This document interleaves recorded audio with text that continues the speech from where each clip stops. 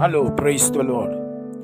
இந்த நாளுக்கான வேத வசனம் மத்தேயு 11ஆம் அதிகாரம் வசனங்கள் 28, 29. வருத்தப்பட்டு பாரம் சுமக்கிறவர்களே, நீங்கள் எல்லாரும் என்னிடத்தில் வாருங்கள், நான் உங்களுக்கு இளைப்பாறுதல் தருவேன். வசனம் 29. நான் சாந்தமும் மனத்தாழ்மையுமாயிருக்கிறேன்.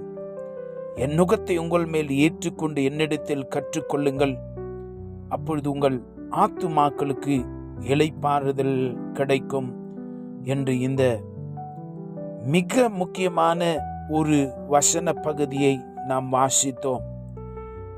தேவனுடைய பரிசுத்த நாமம் மகிமைப்படுவதாக.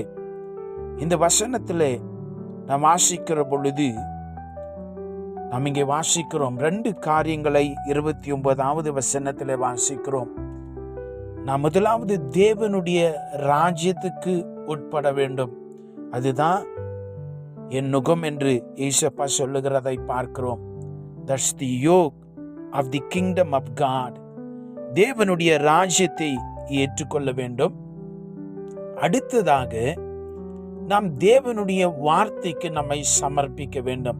இந்த 2 காரியங்களை நாம் செய்கிற பட்சத்திலே நம்முடைய ஆத்துமாவுக்கு ஒரு பெரிய ரட்சிப்பு கிடைக்கும். You will find peace in God's word. God will give you peace to your souls. உடைய ஆத்துமாவுக்கு ஒரு பெரிய பலன் கிடைக்கும் என்று இந்த வசனத்திலே நாம் வாசிக்கிறோம்.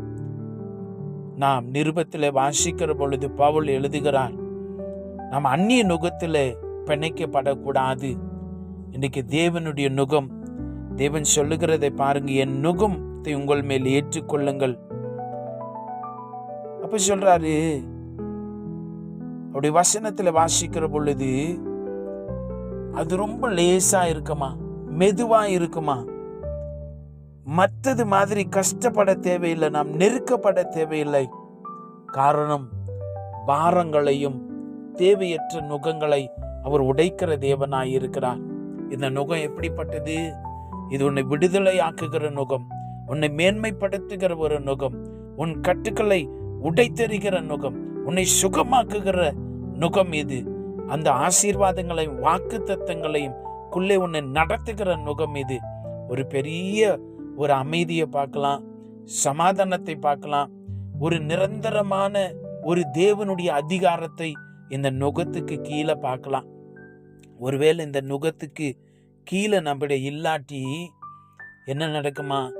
கலாத்தியர் 5ஆம் அதிகாரம் 1 நாம வாசிக்கிறோம், if we deny the yoke of the kingdom, இந்த தேவனுடைய நுகத்தை நம்ம நிராகரித்தா, புறக்கணித்தா, பவுல் சொல்றாரு, ஆனபடினாலே நீங்கள் மறுபடியும் the yoke of slavery, அடிமைத்தனத்தின் நுகத்துக்கு உட்படாமல் கிறிஸ்து நமக்கு உண்டாக்கின சுயாதீன நிலைமையிலே நிலைத்து கொண்டிரு. God had set you free.